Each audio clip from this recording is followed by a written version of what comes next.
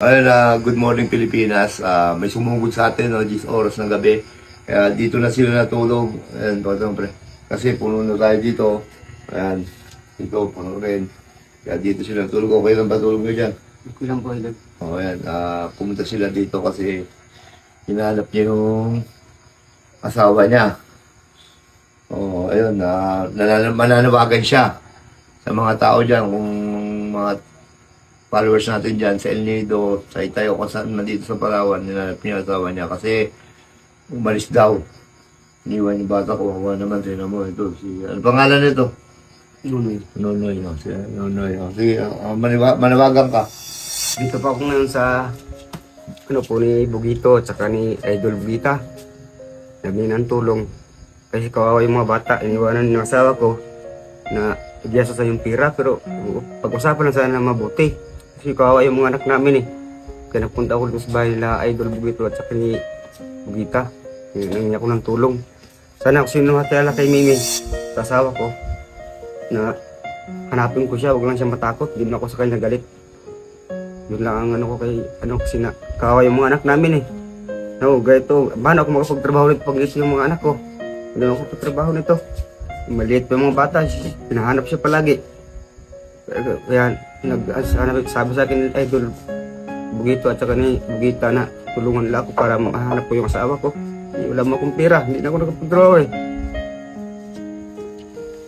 Ayun nga, ang naging kasi, ang naging issue dito, ang naging issue dito na yung pera niyang kinita sa loob ng 4 na araw, nagastos sa ato ng asawa niya.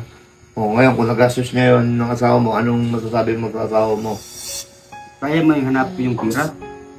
Pero yung anak, mahirap bang anuhin kasi mga bata pera, dyan lang yan eh. Basta bang buhay, pwede po natin makita. Hindi naman maano yung matatakot siya na mawala yung pera.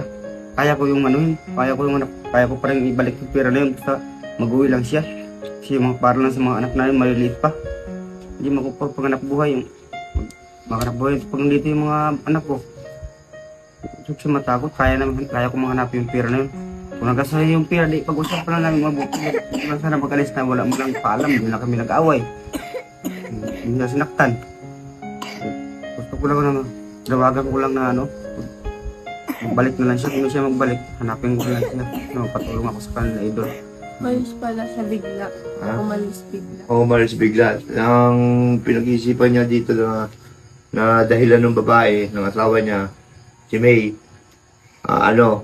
nagastos yung pera, baka natakot na umuwi kasi baka mag-away sila. Kaya umalis. Ngayon, nanawagan kami dyan sa mga followers namin dyan. Pakishare nyo naman itong video. At ito po yung picture ng asawa niya. Ayun po, maraming salamat po. Anong may tutulong namin sa inyo ngayon? Anong may tutulong namin sa inyo? Bilang Mag-ano lang po ako sa inyo. Kahit pang lang namin, pang pamasahe lang, hanapin ko lang yung asawa ko. Masahe. Sasama mo pa yung anak mo, dito lang muna. Iiwan ko lang po kasi mahirap na yun. May mga nahirapan ako dito lang po muna sa inyo, Idol. Kung pwede lang po. Sige, dito lang muna sige, tulungan natin natin, tropa natin.